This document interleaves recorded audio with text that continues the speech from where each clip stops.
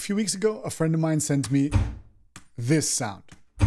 And he was like, Oscar, how would you turn this into an industrial kick drum? It certainly has the potential to become an industrial kick drum, but what would it need? And I was trying some stuff out today, and this is my results.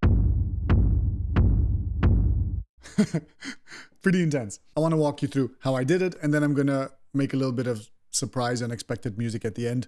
So tune in for that, if that interests you at all. But so, what can we say about this sample? It has low frequencies, mid frequencies, and high frequencies. That's great. It has a decay tail that's almost like a techno rumble. That's really great. It's lacking a little bit of a punch. But other than that, we're already in very good shape. But in order to make this really a reliable kick drum, let's talk about kick theory for just a second. A better YouTuber would have had a transition graphic going, kick theory. But I was explaining this to somebody yesterday, so it's very convenient that it's still here. Let's redraw this. This is frequencies over time. And at the heart and soul of a kick drum is essentially something similar to a sine wave that starts high in pitch and just goes and then settles on a frequency at about, let's say, somewhere between 45 and 55 hertz-ish. So let's put that in there. Let's say 55 hertz. It's a sine wave that goes really quickly. And we perceive that when it goes fast, it goes doof, doof. It goes I would say that the kick drum has at least 3 areas, maybe 4 in this case, of interest. And this one I'm going to call area number 3, which is the sub. The sub is the thing that makes the subwoofer move. It's like a warmth, like a ooh energy deep down in the lows. Our kick has a little bit of that, but what it's missing is the feeling that we get around about this part, which I'm going to call the thump. The thump is something that maybe around, let's say 100 or 200 hertz, that hits you in the chest. It makes you go dunk. And this kick doesn't really have that. So we're going to need to somehow manufacture that through a pitch sweep. We need to either sweep the pitch, or we need to sweep a resonant filter, or both. And that's going to create that thump in the low mids. And then I would say the kick up here, up above 200 hertz, has everything that we might simplify and call the click. This kick has plenty of material for a good click. And I would even add, for this one, you might want to add number 4, which is a sense of space or the rumble. That's kind of the noisy bits, the sort of low-passed noisy bits that are going to fill up the space between kick drums and that make an industrial kick feel heavy. So we're going to want to make sure that we've got a tasteful balance between these 4 elements, and we're just going to do that by dropping the kick into a sampler. Basic stuff. Let's do that right now. So now back to Ableton. So in order to turn this into a kick drum, we're going to work with MIDI. We're going to make a new MIDI track, and we're going to drag this sample onto the MIDI track, which is going to put it into some kind of a sampler. In this case, the sampler device, which is called Simpler. A little bit too simple for our tastes, like myself.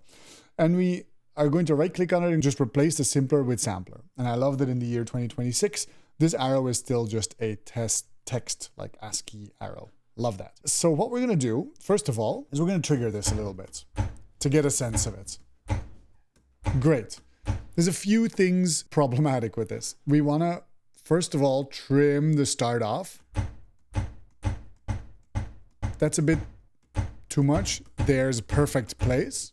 And now we want to make sure that our amplitude envelope, first of all, is solid.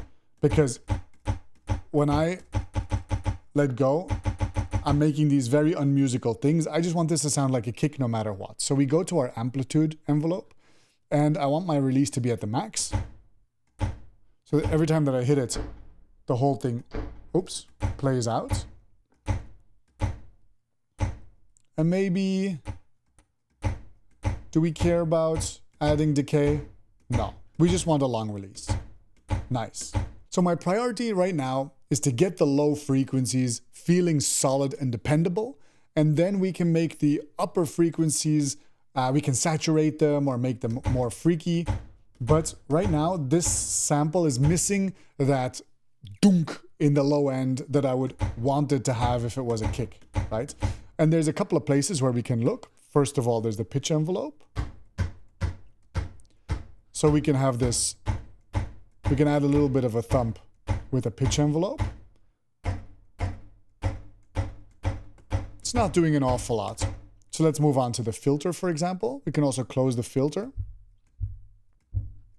Focus some of the energy down here. That's a nice place for the energy to be. And then we want to open it up. Not to this level, but to this level, yes. That actually sounds pretty nice. It doesn't sound beefy yet, but in terms of contour, I don't really mind it. If I want to beef this up, what I'm going to do is I'm going to add a shaper, usually a bit of a hard shaper. Now we're getting something aggressive, right? I'm not a super big fan of how it ends. There's a little bit of a click and a pop here at the end. So what I'm going to do is I'm going to set a sustain mode like this,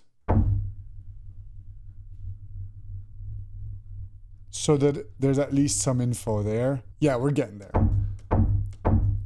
Now, two things that I would still do. I would definitely add in, well, this is my personal preference. There's this little plugin called the subfilter, which the moment you do this, it's just going to absolutely blow away the low end. But it's really going to focus the energy of the low end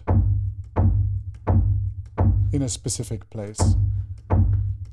And this is all good and well, except that everything that we've done has now created a bit of a bloat.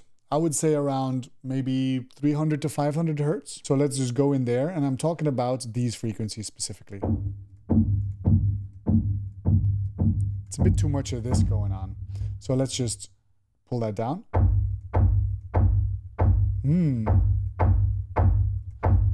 Yeah, we're definitely getting into kick drum territory now. Another cool thing to add is always Ableton's drum bus. This gives all sorts of wonderful saturation, and I had the privilege of interviewing the guy who actually coded this, Mark Nostromo. That's going to be another video on this channel later, but we can add some crunch and then dampen it so that it's not too bright. Let's mess a bit with where the filter's at.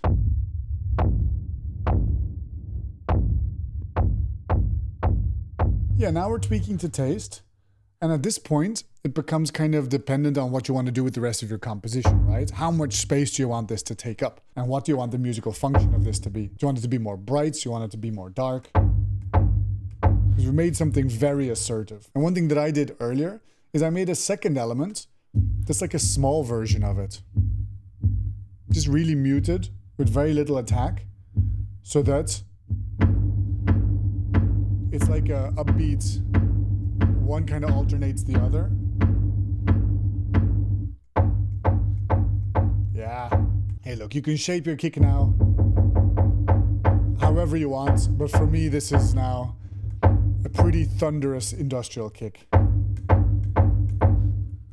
Now comes the experimental part. So this is our industrial kick drum. But today I woke up and it was a beautiful summer day, and it felt like the bees were buzzing and life was good. And you know what I felt like hearing? I felt like hearing an old classic. So let's put a low pass filter on here and just keep that nice heaviness, and maybe start adding some other elements.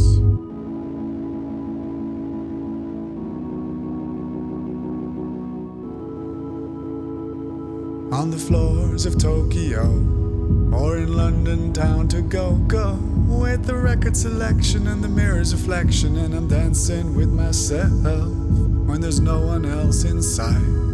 On the crowded lonely night, well, I wait so long for my love's vibration, and I'm dancing with myself, oh, dancing with myself.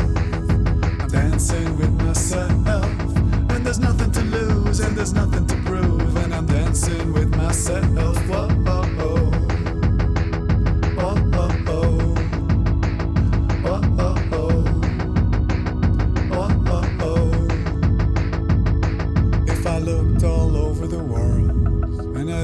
Type of girl, but your empty eyes seem to pass me by and leave me dancing with myself. So let's sink another drink, 'cause it'll give me time to think. If I had the chance, I'd ask the world to dance, and I'll be dancing with myself. Dancing with myself. I'm dancing with myself. When there's nothing to lose and there's nothing to prove, and I'm dancing with myself. Whoa, dancing with myself. I'm dancing with myself. But there's nothing to lose and there's nothing to prove, and I'm dancing